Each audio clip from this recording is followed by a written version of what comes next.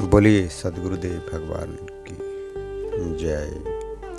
सर्वेद भाष्य द्वितीय मंडल दसम अध्याय। गुप्त प्रकट की संधि में स्थिर जोग विधान। गुप्त प्रकट की संधि में स्थिर जोग विधान। मन व पवन दो बस करी प्रकटत शक्ति महान। मन व पवन दो बस करी प्रकटत शक्ति महान। सहज योग की रीति से मन और पवन को प्रकट गुप्त की संधि में स्थिर करने पर आत्मा के अंदर महती शक्ति प्रकट होती है। प्रकट और गुप्त की संधि का ज्ञान सदगुरु द्वारा जाने और इसका यथार्थ अनुभव कर दोनों को स्थिर करके आत्म प्रकाश को प्राप्त करे। अंतर्मन और पवन को गोति रहस्य गम ज्ञान। अंतर्मन और पवन को गोति रहस्य गम ज्ञान। उलटी पाताल आकाश को बांधो मूल ठिकान। उलटी पाताल आकाश को बांधो मूल ठिकान। मन और पवन को अंतर्भेद गमन के ज्ञान द्वारा पाताल को उलटकर आकाश के मूल केंद्र में इनको बांधे अर्थात स्थिर करे। आत्मा की अर्ध शक्ति को पाताल तथा ऊर्ध्व शक्ति के आकर्षण केंद्र मंडल को आकाश कहते हैं। थिर पवन और मनो भया सदगुरु संधि ठिकान। थिर पवन और मनो भया सदगुरु संधि ठिकान। ज्योति बरी अज गायब की बाहर भीतर ज्ञान। ज्योति बरी अज गायब की बाहर भीतर ज्ञान। सदगुरु संधि अर्थात सदगुरु भेद रहस्य स्थान पर मन और पवन स्थिर होने पर आश्चर्यमय ज्योति बरती है, जिसके प्रकाश द्वारा बाहर और भीतर स्पष्ट दृष्टिगोचर होता है। यह बाहर भीतर देखने की दिव्य शक्ति योगियों को प्राप्त होती है। मन व पवन सम कीजिए गुरु प्रदेश में बांध। मन व पवन सम कीजिए गुरु प्रदेश में बांध। अज गुरु की ये हो धारणा तब सुमिरन शुभ साध। अज गुरु की ये हो धारणा तब सुमिरन शुभ साध। मन और पवन को समकर सुरति को गुरु प्रदेश में स्थिर करना अनादि सदगुरु की विहंगम योग की धारणा है। इस धारणा के पश्चात मंगलमय सुमिरन का साधन होता है। प्रकट रूप नहीं तीन है मन और पवन निरोध।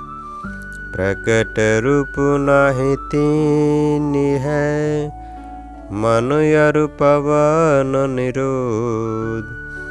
योगाभास है धारणा तन मन बंधन सूद।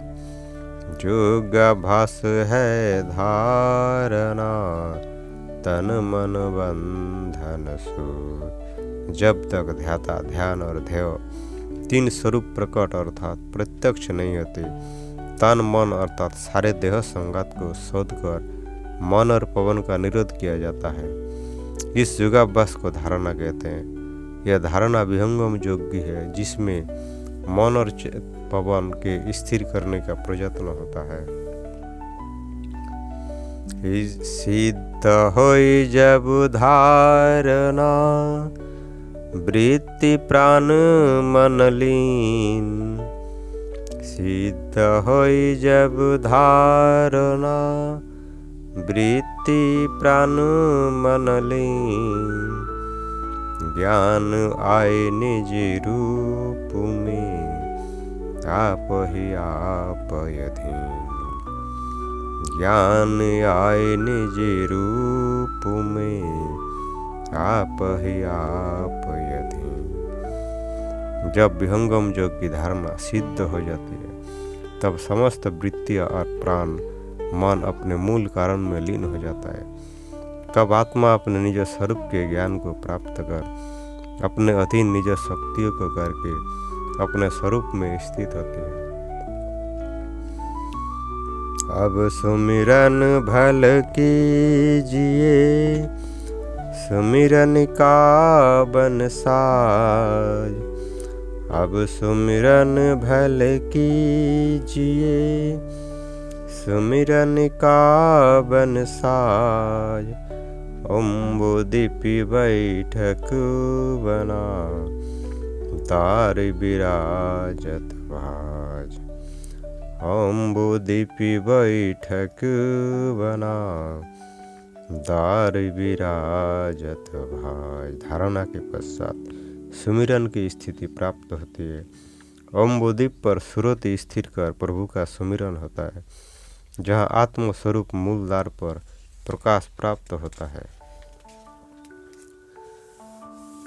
बाहर का पटी बंद है अंतर सुमिरन सार, बाहर का पट बंद है अंतर सुमिरन सार, अपन रूप प्रकाश है आपन शक्ति पसार, अपन रूप प्रकाश है आपन शक्ति पसार। बाहर इंद्रियों की शक्ति को अपने में अंतर्मुख कर भीतर प्रभु का सुमिरन होता है, जहाँ पर अपना ही प्रकाश है और अपनी शक्ति का विकास है। अम्बुदीप में आत्मा अपने स्वरूप का ज्ञान करके अपनी आत्मिक शक्ति का संचय करती है। आत्म जानन के लिए अन्य करन नहीं काज, आत्म जानन के लिए अन्य करन नहीं काज, आप को जानता सुमिरन पुरुष सखाज, आप को जानता सुमिरन पुरुष सखाज। आत्मा के ज्ञान के लिए किसी प्राकृतिक दूसरे करण की आवश्यकता नहीं है। आत्मा अपने को अपने ज्ञान से आप ही जानते हैं और उसी अपने आत्म स्वरूप से परम पुरुष का सुमिरन करते हैं। जड़ करण से चेतन सत्ता का ज्ञान नहीं होता, इसलिए चेतन आत्मा स्वयं अपनी शक्ति के निरोध से स्वयं अपने को जानती है।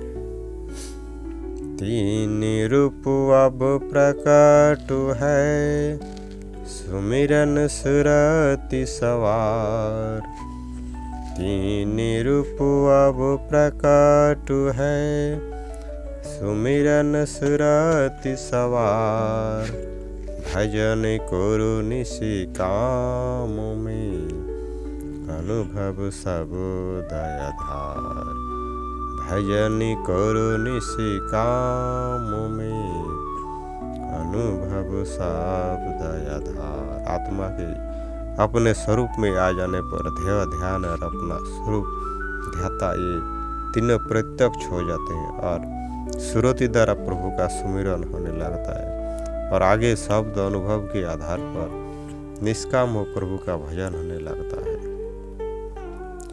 प्रथम धारणा कीजिए स्थिर सुमिरन ज्ञान। प्रथम धारणा कीजिए स्थिर सुमिरन ज्ञान।